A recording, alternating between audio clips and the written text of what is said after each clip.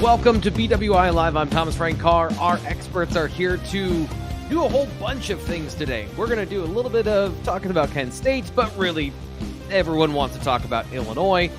So we're going to preview the game coming up this weekend. It is a top 20, 25 showdown, one of the two, as the Fighting Illini coming into Beaver Stadium undefeated against the Nittany Lions.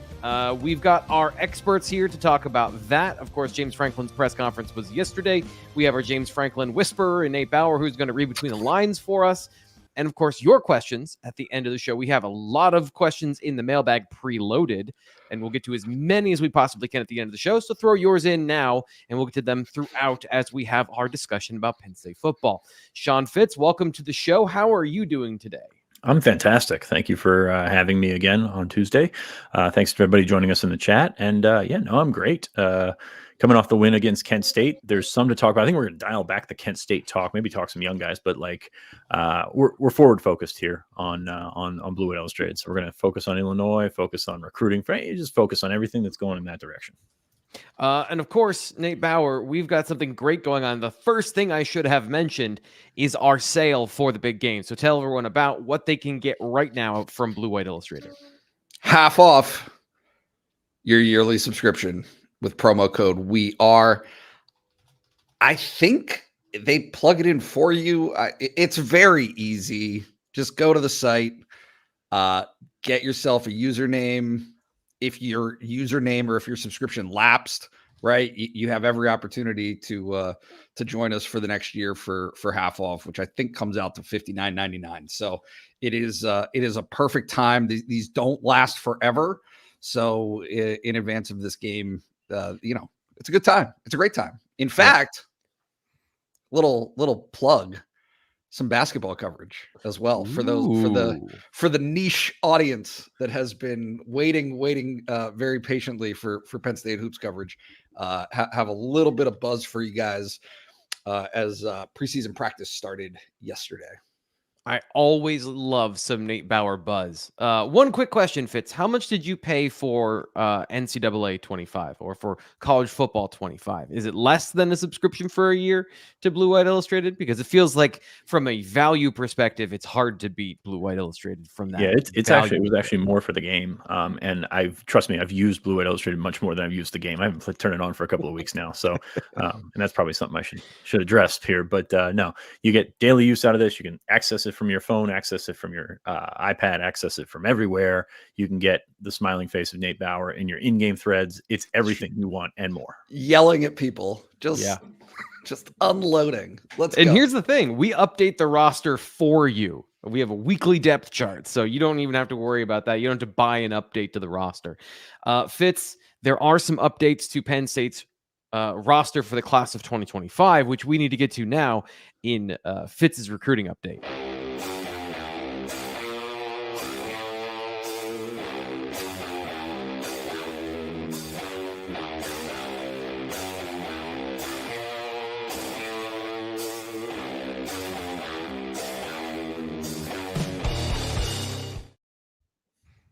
Normally being the last couple of weeks, maybe 2 months or so, Penn State has been on a tear, Fitz, but some not as great recruiting news dropped yesterday. So what's going on with Penn State?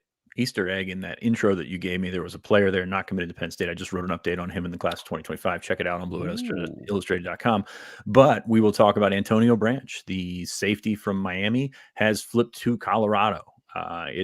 Again, we talked about this last week, kind of polar opposites in how those programs are approaching things right now. And Branch has decided that he wants to be in Boulder. So more power to him. But that's one that's, was one of those guys, one of those Florida recruiting guys that we talked about before, that you were going to have to watch anyway. This popped up a couple of weeks ago. He got an offer from the Buffaloes, and Deion Sanders, I believe on September 5th, visited there this weekend. You don't want your commits taking visits in the fall. I mean, sometimes you can try and talk yourself into he's just going to see something, see a spectacle or something like that. If they're taking a visit in the fall, it's probably something serious here. So it turned out to be serious. He flipped to Colorado. It was interesting because Penn State has been looking at safeties. I don't want to say contingency plan, but you got a Miami Northwestern kid committed to a school that's 1,000 miles away. Colorado kind of throws a wrench into that theory, but at the same time, you were always looking for other safeties here, and it'll be interesting to see where Penn State pivots. I think they're going to look back at some of the guys that maybe they missed on earlier, or maybe they offered and didn't quite get there with that prospect. When you follow it early in the session or early in the cycle, you understand that like you can only host so many guys for official visits, and then some guys are below the line, but some guys might have good seasons. We saw Penn State offer Bradley Gompers from Central Catholic a couple weeks ago, so senior risers are still in effect here. They did offer Indiana safety commit Byron Baldwin, and two things here. I think Baldwin's going to commit to Colorado any day now. So that's a really interesting timing on that recruitment. St. Francis plays some corner, plays some safety. He's a good player. But no, that's it's just funny how that one has worked out to date. Like I said, I think he's going to commit to Colorado any day now. The other thing here, and I was thinking about this today, I really, really enjoyed seeing guys that JMU was on really early. With Signetti there. They did a phenomenal job to evaluate, and they had to because they're JMU. You kind of find yourself in that same position with Indiana. So there are some schools out there that, used to be like this with Temple. If you saw a guy that's like, oh, nothing else is going on, but they got a Temple offer, you might start seeing that with Indiana. And I know that sounds really funny to Penn State fans, but like, there's something to that here. So be curious to see how that trend continues as, a couple of those prospects. Jasir Rogers was one of those ones that's committed to Penn State in 2026, had an early JMU offer from that staff. It's just one of those things to just put in the back of your mind. Kent State game, not a huge list of visitors from an offered prospect standpoint. I think the guy that really stood out the most, Elias Cook from Harrisburg. This is one that I think trending heavily in Penn State's direction, was not ready to commit, but I mean, I think it is probably a good sign to keep this guy on commit watch whenever he visits next. Ryan Snyder wrote an update yesterday saying when he will visit next. So it'll be good to watch that one. Penn State, interesting receiver recruitment in 2026. Interesting. You've got LeVar Keys and Jasir Rogers committed, Cokes there. They're supposed to get Davion Brown on campus this weekend. He got hurt on Friday night. Dr. suggested he not make the trip, which I don't blame him whatsoever. Not the first guy to have that. So he'll be back at some point, but a lot of targets in that 2026 class and two commits and possibly a third here soon. That for the receiver position, that is, I don't think you can get enough good news with that particular position for Penn State football fans. Something I'm just going to point out and then ask you your opinion on. Curious to see what you think. King Mack, Conrad Hussey, Antonio Branch, all Florida safety commits, all either never joined or no longer with Penn State. What do you think? Is that just a coincidence? Because obviously they have other guys from Florida in the secondary on the team, but it just seems like that is an odd number of players at one position to commit and then decommit from a program. Not a coincidence. I think it's kind of file it under Florida recruiting. It's a thin line to walk because you have to find, especially from Miami, South Florida, which is ironically where Jaywan Sider is the strongest, is you got to find those guys that can walk and think that they can stick it out. And you thought King Mack could, and that was unfortunately one that did not go that way. Yeah. And Penn State really, really would have liked to have him this fall. Beside the point, not worth spending any more time on. But I think you do have to look at that strategy. It's like, what are you getting out of this? You look at the guys that Penn State has gotten or the guys that have bailed on Penn State, and it's just like South Florida is very different than Central Pennsylvania. I don't know if anybody's picked up on that. Just to have but it's one that takes it's worth taking a closer look at. Is how much time, how much effort is Penn State putting into South Florida? Is it worth it? And it's interesting because I was talking to some people this week about it, and it might be worth it at some schools. It might be worth it at Chaminade Madonna. It might be worth it at some of those other schools, but Miami Northwestern, Miami Central is one where Penn State's got two guys committed to. I mean, there's definitely questions about how much that investment is going to pay off, because you take a guy, Kritz is having his own issues right there now, but like a guy like Randy Adarica, who's having a good year, is a good player. Penn State got on campus, and it's pretty well documented that he wanted to go to Miami, and Miami said no, and he ended up at Penn State. Well, he has a great year. What's going to stop Miami from saying, hey, come back over this way? Right. So like that, I think that's certainly something worth watching. And you need talent. You need those kind of athletes are not everywhere in the country. But at the same time, those recruitments are also not everywhere in the country. So we'll see how Penn State approaches that moving forward. One last follow-up to this particular conversation, then we'll get Nate Bauer involved here at the end. There is always this trend, it seems, of Penn State offers a prospect, and then suddenly there's a flood of other offers that come shortly thereafter from other mid-tier Power 4 programs.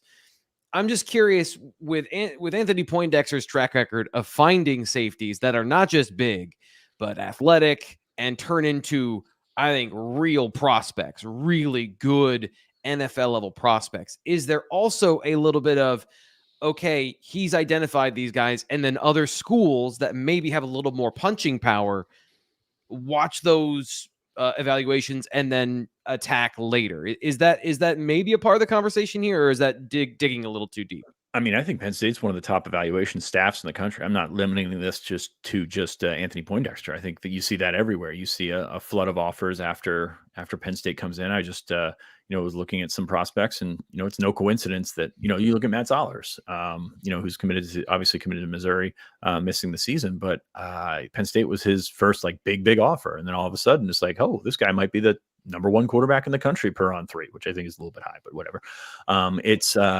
It's really interesting to watch that sort of waterfall that comes after Penn State offers. And Penn State offers a lot of kids, so maybe that's just a coincidence there. But at the same time, you could tell, like, Fran Brown offering kids at Georgia that were like, Georgia's not coming north for Yazid Haynes. Like, there's no reason for them to come north for Yazid Haynes, and now he's at Syracuse. But it's just things like that you start to notice over time. One last reminder, if you want to get more of this recruiting information, including what Nate or Fitz teased there at the beginning of this conversation, promo code we are 50% off our annual membership. There is not a better deal you could get from Blue White Illustrated. So sign up right now. The link, by the way, is in the description of the video. It's the first thing there. You have the link to subscribe to Blue White Illustrated on YouTube, and then you have the link to subscribe to BlueWhiteIllustrated.com. Just click that, use promo code WEARE. You'll get in, you'll get all that recruiting information. Okay, guys, I need a report because I can't ever get there. Fitz, how was Anti-Fragile after the game? Because I know there's documented proof you were there after the game. Oh, both of us were there. Actually, I didn't document the guy to my right who actually bought my cheesesteak for me. I mean, what a great guy! What a great friend! Yeah, it was a heck of a victory celebration right there. Nate walked. No, actually, Nate's wife took his car from the game, and he said, "I'm going to need a ride." I said, "Well, I'm going to Anti-Fragile after the game." He's like, "I am in." So we jumped in, had a couple beers, had a couple cheesesteaks. They've got a projector screen on the wall that was playing 4 games at one time. Got to watch the end of the Colorado Baylor game down there. And we watched people come up and just cheesesteak after cheesesteak after cheesesteak out there. And it was something to watch, because I think a week or two ago, I sort of talked about, I was unaware that late night cheesesteaks were a thing. Late night cheesesteaks apparently are a big thing. So it was pretty great to watch all that, to watch them flourish. They've certainly been supportive of us at Blue White Illustrated, but Anti-Fragile, can't say enough about them. Had some very good beers, had some very good cheesesteaks, had some decent conversation. Nate knows I'm not a very talkative guy. So, but it was a really good time, and I can't say enough about it. Even saw some Penn State football players who also think that Anti-Fragile cheesesteaks. They're there a lot. I've been there twice, and both times I've seen a Penn State football player there. Yeah, and they're the ones that know about food too. Like, they're the big ones. So that's certainly good for that. If you are in town this weekend for homecoming, definitely check it out. Come through on Friday, come through on Saturday. We were there on Saturday night, nice little crowd there. Friday is apparently the time to go. Again, we would like to get a line there. That is our goal. As flag bearers for Anti-Fragile, we'd like to get a line there. We want you guys there. We want everybody that follows along to take it in, because we not only love their support of us, we also love our support of them, which is to buy their beer and eat their cheesesteaks. Nate, it's a let everybody know. Tough gig, man. To let everybody know, where is Anti-Fragile downtown so they can go find it? It is on Calder Way. Sorry, Nate. Go ahead. You know what? You can have this one. Take it. No, you do it. You know more than I do. It is on Calder Way, behind Chipotle, by the old deli, by the saloon, that area of town. But Calder Way has really blown up. There's a bunch of little eateries in there now, food trucks and things like that. It's pretty cool, and it's a great people watching spot. There's a lot of people that walk by and stumble by and do whatever they do when they're walking through Calder Alley. So it's a great little spot. Park downtown, walk over there. We got a parking spot on Locust Lane. It was no problem. We were right there. And then Nate, we did it. You got to stop calling it Calder Alley. It's Calder Way. Oh, yeah. Alley has the wrong Downtown State College. Okay. Yeah. Thank you. All right, Nate. Now it's your time to shine. We're getting to Between the Lines.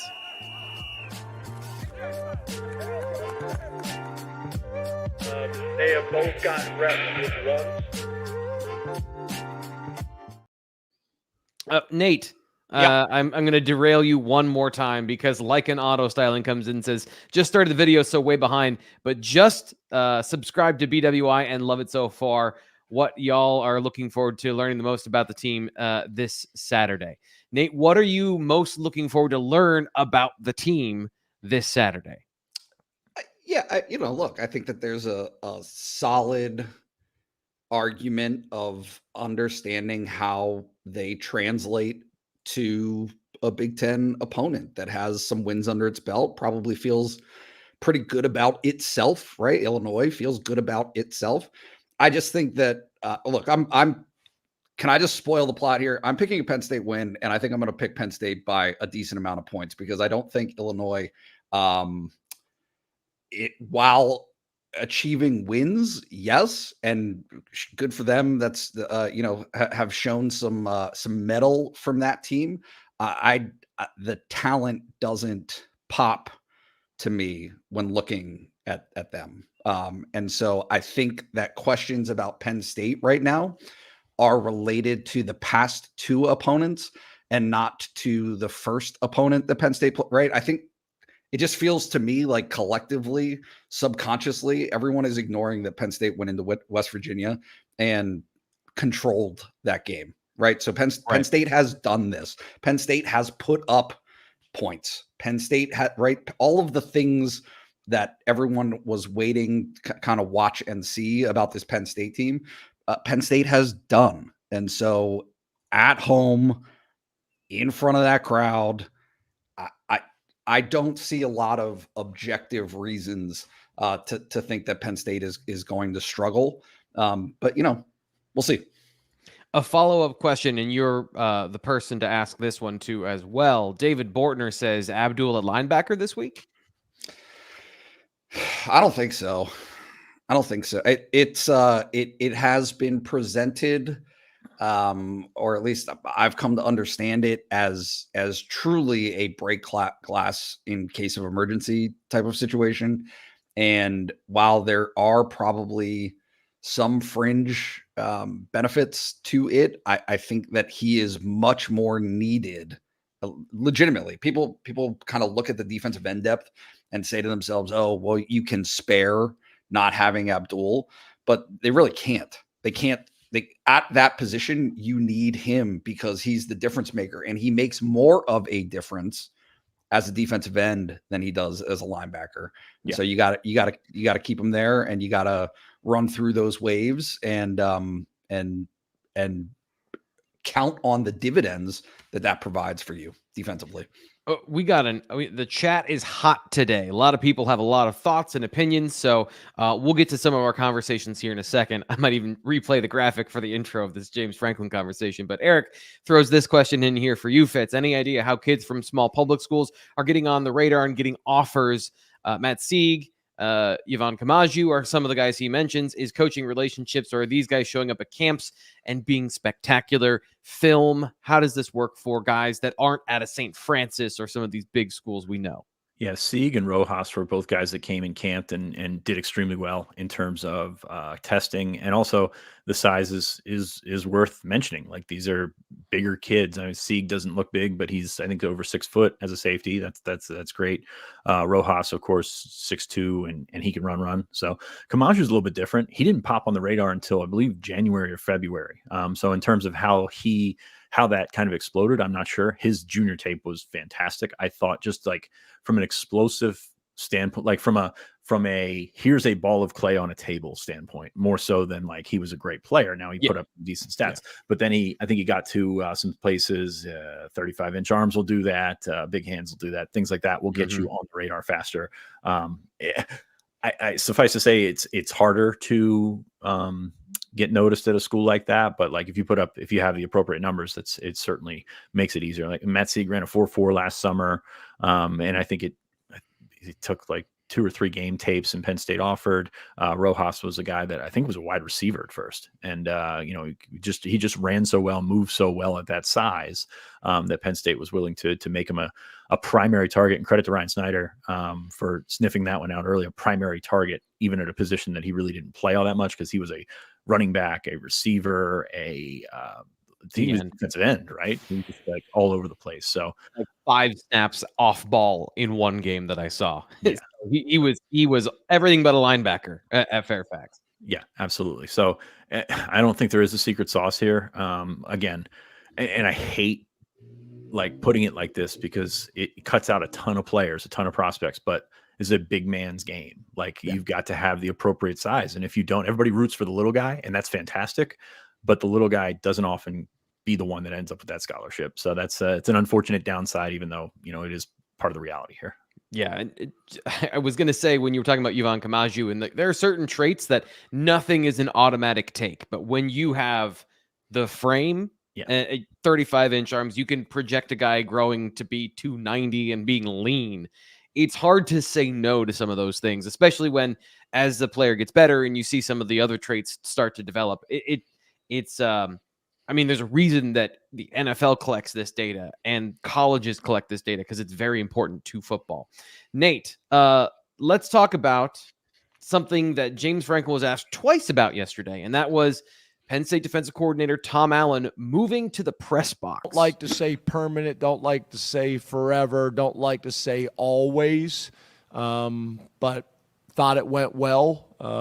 Again, he hadn't been up there for 15 years, so we talked about doing it the week before, ended up doing it last week. Thought there was some real advantages, to going up there. But we'll see how this week goes, and I could see this being a week-to-week deal where we do what is necessary. With the leadership that we got on the sideline with the staff and the leadership that we have on the sideline with the players, we feel good about that aspect. But we've also lost some guys, so that impacts it as well. And as we get younger and start to play some less experienced guys, that could factor into it. So we'll see how this thing goes this week. But last week, I do think it was a positive, and I think Tom did as well. What do you think of the change and the conversation around it? Sounds like there was some coaxing to getting Tom Allen in the press box, the way that he described it of thought about it. Finally, he did it this past weekend. Yeah. A couple of things. I'm fascinated by the fascination with it externally. I would not have noticed if somebody didn't bring it up that he wasn't on the side, right? That I'm not looking for the coordinator. It's not an important part of my game digestion. And so that interests me, but what wasn't worth 2 questions is what you're saying? What's that? It wasn't worth 2 questions on Tuesday is what you're saying, or Monday? No, that's not for me to decide. But what I will say is the decoding element of this is you don't need Tom Allen to be the Tom Allen that he has been for the past 7 years. That's not why Penn State hired him. He's not the soul of Penn State football. And whereas at Indiana, he was, right? You needed that presence. He's the head coach. He does a lot of things wearing those shoes and sitting in that seat that are now not necessary at Penn State. They need him to be the defensive mind and the guy who's cool, calm, and collected and can run a game on the defensive side of the ball. That is his task. And so it's not a shot. It's just a it's really, honestly, it kind of harkens back to a conversation that we had early in the summer, T. Frank, that you originated to a certain extent, which was what does Tom Allen do with better toys than he's ever had in the past? How does that work? How do you adjust to that? Well, the concept shifts over to his role as a motivator and an organizational leader. Penn State has that. Penn State, like, he walked into that situation at Penn State in a much stronger position than anything he would have had at Indiana. And so because of that, when James Franklin talks about the strength of the staff that Penn State has defensively, when he talks about the strength of the leadership that Penn State has among its players, that's already there. Jump into that particular point, because he said we've got great leadership, but you don't have the same guys on the field. KJ's not on the field anymore. He called it a week-to-week thing, but is it? It didn't seem like, from his opinion, is the coordinator should be in the box. He had that opinion. Last year, we had this long conversation about Mike Yurcich and where he was calling the game from. Yeah. And it just seems like I think this is irrefutable. If you look at every other process for every other program, I'm thinking, especially because I was thinking about the NFL. They're all in the box. All the coordinators are in the box, because you can see from a third dimension how the pieces are moving around the board. You don't need somebody to tell you at that point. So, I guess was that just a soft way of saying he's staying up there? I don't think so. I mean, Manny coach from the sideline, and I think that Franklin's leadership and the way he runs Penn State football is he wants as many people in the organization, and this is broadly speaking, right? He wants as many people in that organization to feel as good about their role and what they do as possible. And so he doesn't try to fit square pegs into round holes. And so if Tom Allen is truly uncomfortable with it, which I don't think there's any suggestion that he is uncomfortable with it, I think it's just different. It's just different, and it's just a little bit new. And it's something that I think, with success, which is inarguable, that was the best defensive performance that Penn State has had this season, and was complete domination. It lends some credibility to Franklin's stance in the first place. Argraw jumps in. He says, I coach football at the high school level. I know for me, it's much easier to see and understand what's going on from up top. Field level is hard to see what's happening beyond your immediate view. Yeah, literally, players block other players from you seeing what's happening on the field. I talked to people who, some of the television reporters that we see were hanging out before practice, and they're like, I don't know what's going on in a game. I just follow where the ball is. And I'm amazed that coordinators can do much of that from the field. I understand they know their own plays, but it just, to me, that I don't know I don't know, other than having face-to-face interactions with players, why you would want to be on the sideline. Fitz, any thoughts on this particular conversation? I agree. I think the coordinators I think up top's the way to go. I mean, everybody's got their own preference. I don't know how Manny did it. He's not even a tall guy. So it's not even he doesn't even get those extra inches. So it's, I think that's one where you can see, especially on defense, where you can see the things that you're missing in alignments.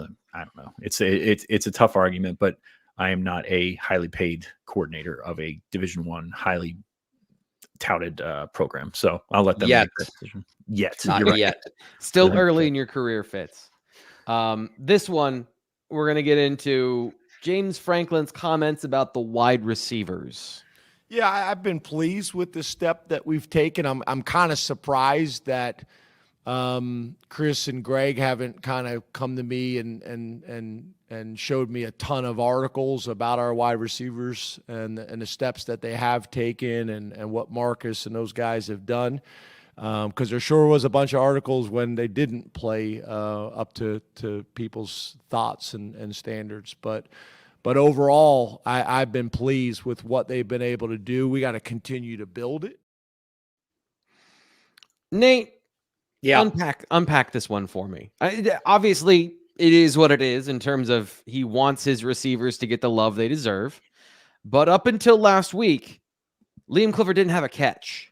Until 3 days ago, Liam Clifford didn't have a catch. Mm-hmm. So how do you balance those thoughts in your process of the receiver evaluation this year? Yeah, I think that you cut I mean, and this isn't your fault, but you cut the clip a little early in the sense that he goes on to say that the articles asking questions in the first place were fair, right? That look, there was no denying that there was a lot of unknown about that position in terms of things that were proven in games. His point, and the thing he's been pounding the drum about all offseason and dating back to last offseason, is that they have shown it in practice. There have been moments, right? Trey Wallace is worthy of their confidence. Amari Evans is worthy of their optimism. And so those two things right there, those guys and the way that they've performed so far this season have backed that up. And I didn't take that very seriously. Like I don't think he was calling anybody to the carpet. No. Right. I thought it was playful more than anything. But also respectfully, we've written a ton about the receivers, right? Like, so if Penn State sports information directors for football haven't put those in front of his desk, that doesn't mean that they don't exist, right? So there have been plenty of stories about Amari Evans, about Trey Wallace, obviously getting Julian Fleming and Liam Clifford involved and having them make some play. I mean, not only involved, but Julian made a really nice catch and a nice play. Yep. Liam made a nice catch and a nice play. So to have those guys involved, they have 6. Let me think here. 6 receivers have caught passes to this point in the season, which is obviously progress that it was aided over the weekend. A bunch of those guys have touchdown catches now. So it is a helpful situation for Penn State to have in terms of the other huge conversation that came up multiple times yesterday was making other defensive coordinators stop and think, having to prepare, right? I mean, it may seem like it's I don't know how to describe it, like wasting time, but that's what you want them to do. You want them to waste time. You want their time. You want them occupied. to have contingency plan upon contingency plan, because you're going to take away Tyler Warren, who has 18 targets this year, number 1 receiver on the team. Yep. Then Trey Wallace, 16 targets.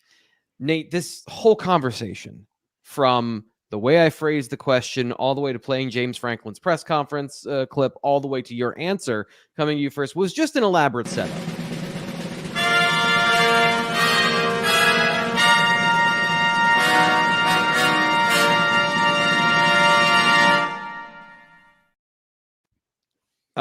And I'm going to go to Fitz for this one. Fitz, is Amari Evans, who Nate Bauer beat the table about being the most important receiver to take a step this year, is Amari Evans the team's number 1 threat at receiver? 205 yards to lead the team, average depth of target of like 100 yards down the field. He's averaging 25 yards a catch. Doesn't lead the team from a receiver position target perspective necessarily, but is he the team's number 1 threat at that position? He's not the number 1 threat at that position, but he is the guy that will change the way defensive coordinators approach playing Penn State the most, because he is the guy that will beat them deep. And he's also doing some really nice things underneath. He almost had a second touchdown catch on a pretty nice slant. But he is, I still don't see him as the number 1, but at the same time, he's going to change a lot of things for Nick Singleton, for Katron Allen, for Tyler Warren. Penn State's going to want to throw that out route to Warren 1,000 times this year. They can do it. It's bread and butter. It's what they do. And also, Trey Wallace and Liam Clifford this week. So I think just the way that he's been and the progress that he's shown, it's not just like running past people. It's the progress that he's shown as an all-around wide receiver. It makes him a really dangerous player. And now he's being confident. That's a big step right there. So I won't label him as the number 1 receiver, but I will label him as the guy that changes the most for Penn State's offense with the way that he plays. Nate? Yes. Would you like to continue another lap on your victory lap here? Or what are your thoughts? I have been saying that he is the most significant piece in terms of how teams defend them, and him not being healthy last year, had bumps and bruises really kind of the whole year, broke out at the end of the season. But when you have that playmaking and that speed, that elite speed, that differentiating speed, It just changes a lot and makes other things easier. I am a broken record so many times on this, but your diversity offensively in terms of the strengths that you represent helps everyone else. It's not just about Amari having a deep touchdown. It's about opening things up for Drew Aller. It's about opening things up for Nick Singleton and Katron Allen. All of those things change and are influenced positively when you've represented, let alone actually produced, but represented a threat. And so the more of that you have around the field, I don't think there is any. A couple of weeks ago on his radio show, James Franklin talked about having, I believe his number was 5 to 7 playmakers. Mhm. They've done that. They've done that. And so a lot of the some of the consternation that I see over down the line receivers is actually less important. It's really not. Like you don't need Liam Clifford to have a ton of catches. You want him to be involved for sure. Yeah. You want Julian Fleming to be involved. But if you've got Nick Singleton, Katron Allen, Tyler Warren, Trey Wallace, Amari Evans making big plays, and then have a couple of guys around them doing the same thing, you're in business. And I think that that's what we're seeing with Penn State's offense so far this season. It feels like a box score and perception issue more than anything. And that is something that I went into detail to talk about Penn State's first quarter and really their approach to third down specifically in my film study from Sunday about how they changed the offense to get more plays and to stay on the field longer. And James Franklin said still be explosive within that game. So check that out, BlueWhiteIllustrated.com. Fitz, it looked like you had something to say. Did you want to add on something here in this conversation? Yeah, with the caveat that they just played Kent State, the worst team in college football. So, like, I mean, it's great. I think so. The way I likened it, James Franklin is playing Mario Kart, and he's at that one little the ghost one where you need a mushroom to go to the shortcut, and he got that mushroom for Kent State, and then he can hit that ramp, and then you land on that little strip there on the other side, and you got to keep it on the road there. It's not easy, but he made that jump. That was Kent State, and now all of a sudden he's got to keep it on the road. How are you going to do it against Illinois? How are you going to do it against UCLA and then USC eventually? Like those receivers still have big tests ahead of them. I don't know. They're not going to be the most talented secondaries Penn State plays all year, but like the gap between Kent State and everyone else is pretty big. So how does Clifford go? How does Fleming go? All those are important, but also, how does Trey Wallace? I don't want to say bounce back, but like he was incredible against West Virginia. And, he's been there the last couple of weeks, just hasn't been that. So how do you make that work? How do you sort of circle back around and be the most complete room that you can be the most complete threat that you can be? I agree that you don't need the same guy to step up over and over again. I kind of like that because it's fun to sort of guess who it's going to be this week. But it's all this praise is fantastic, but at the end of the day, it's still Kent State. So you got to, sort of take it with what it's worth. Some of the things I noticed from this past weekend and really for the trend of the season is the only player that gets like specifically designed targets consistently is Tyler Warren. Everyone else is a part of the passing concept, and it's up to quarterback Drew Aller to then decide what he sees within the defense and where he goes with the football. So that is another element of this particular conversation where I think on the first play of the game, he was kind of trying to get Trey Wallace involved because he had Tyler Warren down the seam and decided he's going to throw the soft corner and cover through, even though he knew that linebacker was there. He knows that. He's better than that. We've got other things we got to talk about, though, because we've got a stuffed full BWI mailbag we got to get to end the show.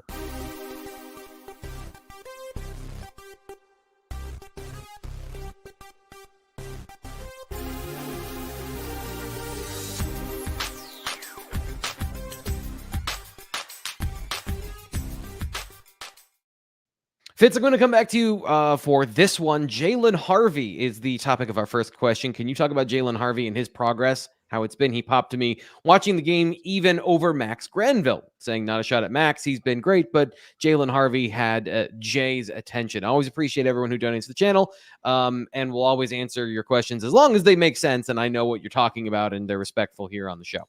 And they're a question. If you just give a comment, I don't know what to do with that. But Fitz, what do you think of Jaylen Harvey?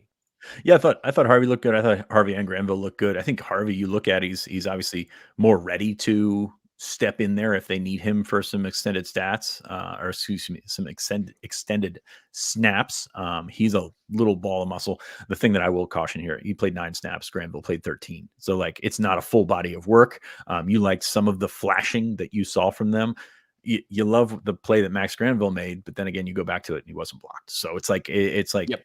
taking this stuff with what they were able to do and what was up against them. And, there's no way you should come out of this game comparing those two to the starters. There's no way you should come out of this game comparing, like, I saw somebody mention Anthony Specca, who I think led Penn State in tackles the other day, comparing him to the starters. It's just, there's different elements at play here. You're playing different guys. You're playing different sets. You're playing different defenses almost.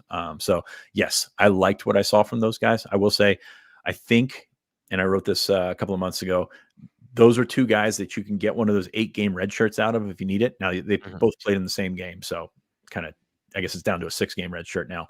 But if you need a guy to step in, I think Harvey showed that he's probably more apt because he is 260 pounds, because he is willing to, or he is bulked up enough to be in there. I think actually he might be sub 260 right now. He could take a little bit of weight off, but I was encouraged. I thought they did a really good job. Granville, you see the vision for Granville. I mean, he's still light, like incredibly light, but he's also really, really popped. I don't see his status changing in terms of a green. It's exciting to think about a guy off the edge like that, but it's, at the end of the day, like the plan really hasn't changed with any of these guys just because of Kent State. Yeah. And I threw this one up here because their conversation that melds together, and I apologize to Nuke. This is not his question. This is from CJ Philly on the Blue White Illustrated message board. He asks the question, for the podcast audience who's listening, it doesn't see the question on the screen, is Max Granville more of a greenish yellow or an orange yellow for his redshirt status? And Fitz, just to make this clear, I still see him as a red. Do you still see him as a red shirt here? Yeah, I still see him as a red shirt. So I guess I would go orange yellow in this one more than green yellow. He's still 225 pounds. He's not going to play linebacker. Like, it's not something that's, I know everybody wants to put everyone at linebacker, but Granville, even though he's light, is not that guy. He's going to have a big off season and he's going to play next year. And I feel pretty solid about that. Feel decently solid about Harvey as well, in terms of what they can get out of him next year. And I think they're going to need him next year. So be interesting to see. Also, Eric had a follow-up about Xavier Gilliam, who's another Quince Orchard kid. He played on Saturday for the first time. He's been banged up. I believe he was listed as out for West Virginia, but he missed a bit of camp with an injury, but he seems to be back. He is over 300 pounds right now. He's one of those rapid weight gain guys, and they're really excited about him. There was another question here. This is Mech Engineer donates to the channel, and he asks a question, and it's been something that James Franklin has wanted to talk about all week long. So he says, so if I wear white on Saturday night, do they still pass out pom-poms? Does that make it a whiteout? Nate, what makes it a whiteout? This has been the question that's been asked to me on the artist formerly known as Twitter, is why can't they just call it a whiteout? So why don't they just call it a whiteout? And why is James Franklin having to dance around the conversation?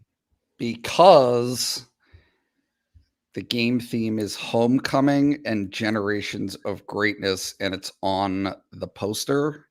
So, I mean, if the poster says it, you can't change that, guys. Come on. No.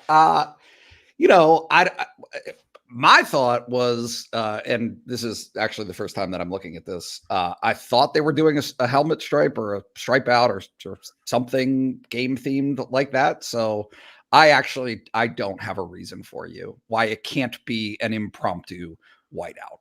Well, I think that's what James Franklin is trying to get to happen. Trying to get it. Yeah. 100%. Get a grassroots whiteout. But what I'm saying is, what's the hesitation on Pat Kraft's part or athletic administration just to say, hey, like, this is happening now, right?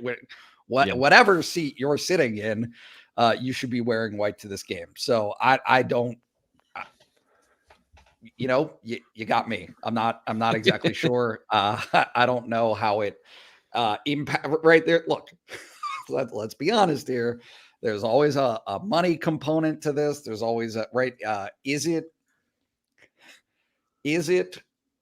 donating something to NBC that wasn't purchased? Right. Right. That could be total nonsense, right? Like Pat Kraft is not watching this, but if he hears that, he might say, yeah, that's really stupid. That's not what's at stake here at all. But in any case, I very much anticipate most people wearing white to this game and, delivering that type of in-stadium performance either way. Jordan Lawrence asks this question. He says, T. Frank, what did you see on tape from Dejon Lane against Kent State? Can he hold it down so Jay Reed can go back to the Lion? Actually, check out my pinned tweet on the artist formerly known as Twitter, because I showed a play in which Dejon Lane's awareness on the situation led to Abdul Qadir's sack, because I watched the game and like, why in the world is the Kent State quarterback, other than he's the third stringer and probably got 4 snaps with the starting unit all of camp and the first month of the season, why is he holding on the football on an RPO? Dejon Lane is why. So I show you that on X. So go check that out. Question now, Fitz. This is a good one for you. This one is from Nuke. Given the injuries to key players, should he adjust his expectations on the ceiling for this defense compared to where it was in July and early August? I think absolutely. Like I don't know about the season record, because I don't know how much it changes, and we talked about that last week with Winston, and where that changes the most is against Ohio State, against USC. But no, I think that you're going to look at this and say, hey, we need more out of the offense. Like, we need to see more out of the offense on this. It's been a program that's been carried by this defense, and this defense has gotten so good that it's been taken for granted at some point. Now they're going to have to sort of scrap and get around it and figure out different ways to adjust to it. So yes, I think you adjust the expectations of the ceiling from this defense, especially without Winston in there, because a couple other guys banged up. But yeah, it's gonna have a residual effect, and just going to have to deal with it. It's not a bad defense. It's really interesting to watch people try to rush to the extreme on the other side and say, oh, well, they're getting toasted. And even against Kent State in the in-game thread, which is the absolute worst possible place to gauge fan opinions, where Nate just thrives, obviously. But it's like I said it last week on the board, you're not going to score on every drive. You're not going to have a 3 and out in every drive. It's going to happen. Like, it's going to be that. And it's great to get a shutout, and it's great to, feel good about yourself after a 56-0 win. But at the same time, like, this is college football, man. This is part of the game. There are going to be big plays on the other way. Like, there's going to be turnovers. There's going to be things that you don't like. And it doesn't mean it's the end of the world. The end of the world comes with zeros on the clock and you're behind on the scoreboard. That's where it's at. Nate, what do you think? Yeah, this is elementary level analysis, but yeah, defense worse, offense better. See where the chips fall. That's it. That has been the equation for months and months and months. But defense worse means from number 1 in the country, right? From being the absolute best that they could have been statistically, which I have put out there, and some people don't like it, but is contextually inaccurate based on how bad the majority of the offenses that they played last season were. And so is it the same as last year? No. Is it more than enough to give the offensive side of the ball the opportunity to win games? Yeah. Right. I mean, I do. If anything, I think that the formula this season for Penn State will be as complementary as it has been in recent years, right? There is more of an opportunity for this team to win games in different ways than it has in a few years. And I do think on top of all of that, people forget that the 2016 defense at Penn State was not great statistically. Points allowed, you name it. That was a defense that gave up quite a few points that year, and is one of the most successful years that Penn State has had in its recent history. So yeah, we're gonna do a little bit of a segment inception where we're gonna have a segment with innocent. You just killed it, but go ahead. I'm sorry.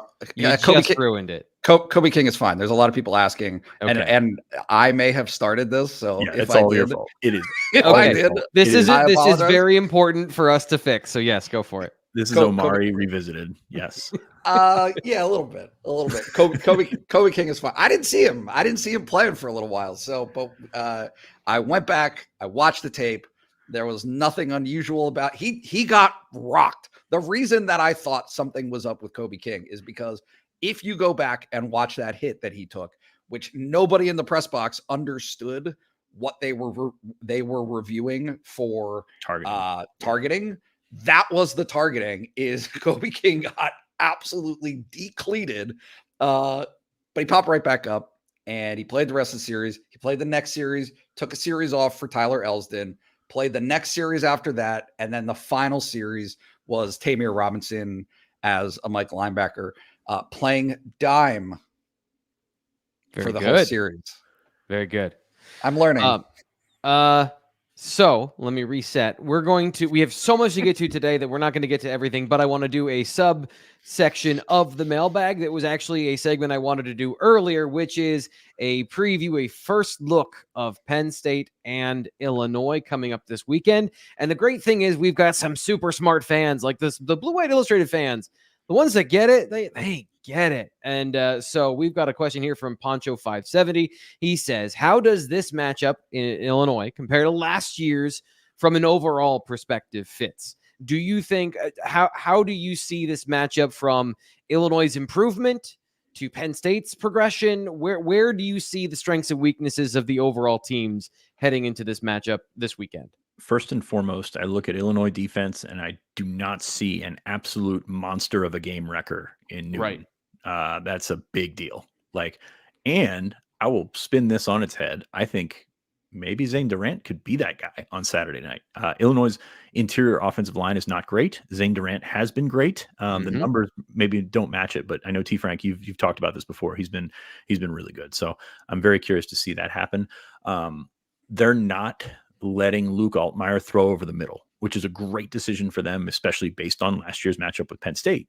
It's a side-to-side passing game. It's getting things to the outside, and it's trying to beat guys on the outside with out patterns, with screens and things like that. So keeping Altmaier out of the middle of the field, which is in turn making him a one-read quarterback maybe. And I think that's what he's always been. I think that's a big thing. And we're going to talk about it again this week in terms of getting the ball out. If you get Illinois behind, that's when you can sack him, because he's going to start running around. He's going to start trying to do things. And that's when you can sack him. That's when you can get turnovers.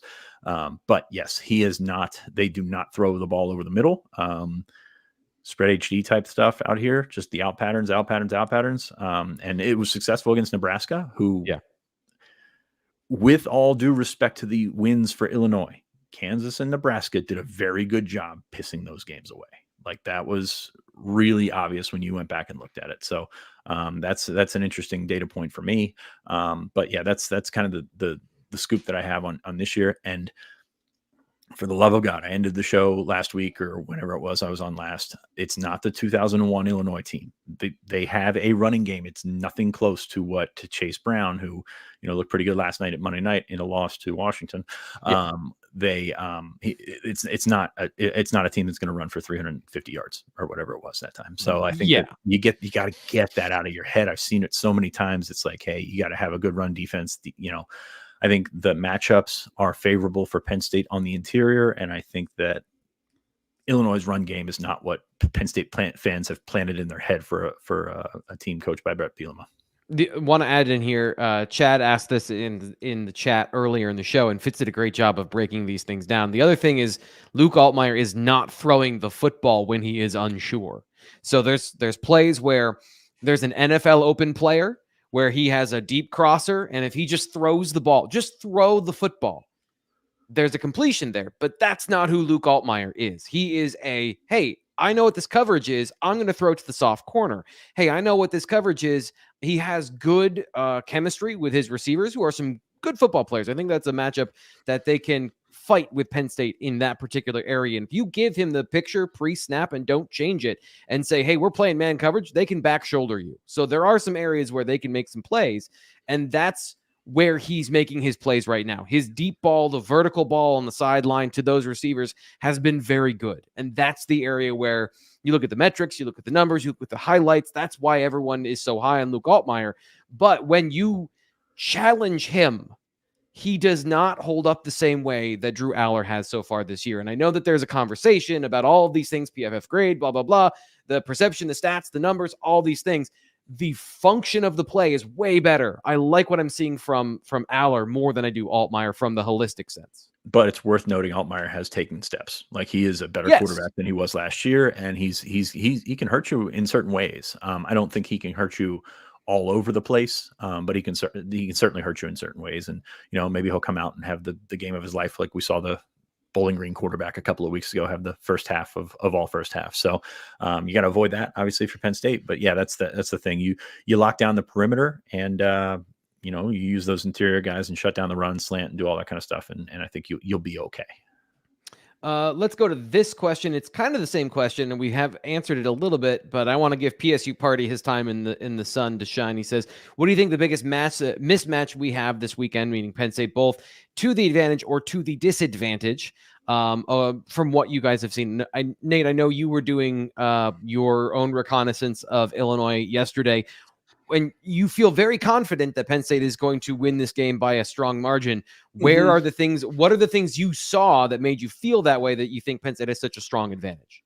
I mean, look, I'll be honest, and I understand, I guess, on reputation, why James Frank, and look, I'm not saying that they don't make any plays, but the notion that Illinois' secondary is like awesome, I did not see that against Nebraska. I saw quite a few completions, some surgical cutting up by the freshmen at Nebraska, and then some late misses that were also open. Yeah. So,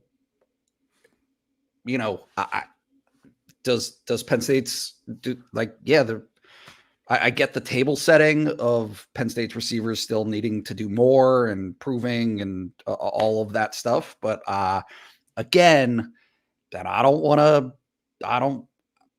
I'm happy to be wrong on this, because I just feel like I'm just gonna go with it. Like, I just think Drew Aller is a really good quarterback at this stage. I think he has developed into a really good quarterback, and he will demonstrate that he is a really good quarterback on Saturday night against an Illinois defense that I don't think is as prepared to stop his type of talent that he represents. So I think you mentioned that Dylan Raiola had a success against this scheme, and he's a freshman, and Drew Aller has similar mental capabilities and physical capabilities, and he's a third-year player. He's a junior.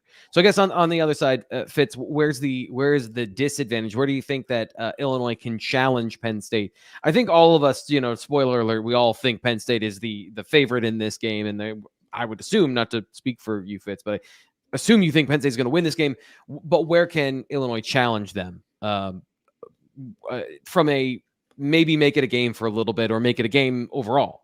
They've got some receivers that can play. Like, I think that they've got a couple of guys that can make the plays that you need when you go on the road to, just kind of keep it close or keep those drives going. And, it's about getting the ball out there. It's about, it's kind of that everything here is how quickly can you get to Altmaier? Do you make him scramble? And then what happens from there? So I'm very curious about the coverage that Tom Allen's going to play, but I also am almost more curious about the coverage that he's going to show, and then the coverage that he's going to play. Because Altmaier, this has been an issue for him in the past, is dealing with those sort of change ups at the line of scrimmage. I don't know how much the communication has helped or hurt him, and I'm going to be very interested to see the crowd on Saturday night, how this communication stuff works on both sides of the ball. They put more on tape last week against Kent State than I was expecting. I was expecting them, and it might have been that in the second half they just had to play base defense, so like they weren't playing a lot of game plan. It's, hey, let's just run our defense so that the young guys can play. Maybe that was part of it, but you nailed it. To me, that is the thing I'm interested in: is how does Tom Allen disguise the defense, and what do they present to them as far as what the quarterback is seeing. Final thoughts. We're here. Oh my, we're in the final 30 seconds. Nate Bauer. Final 30 seconds. Get us out of here. What are you working on at BlueWhiteIllustrated.com so people can enjoy that sweet, sweet deal? What do you got coming up this week? Yeah. Look, Illinois football coverage, all of the trappings that go with it. So we'll see how this week goes and what emerges. I think that injuries continue to play a part in how Penn State will look. And so we will be following some of those. But other than that, business as usual. Let's go. All right. Business is booming right now. It's the middle of the football season. So, Fitz, what do you got coming up this week for Blue White Illustrated members? I thought we had another segment. We were supposed to do Nate is wrong, but apparently that got cut for time. Okay.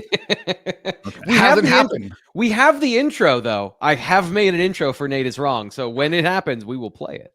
Terrific. Nate's got trappings. I've got trimmings. Check them out. BlueWhiteIllustrated.com. Business as usual, as Nate would say in business. Good, because I think we do a really good job. Just check us out. Use that code. We are 50% off your first year. All right. We will be back tomorrow. More breakdown of Penn State, Illinois. Some of the things we're talking about from Sunday Film Study. We'll talk about that we didn't get to today, the young players that stood out. We're going to have a great time. Greg Pickle and I, 10 a.m. tomorrow. So join us. We'll talk to you then.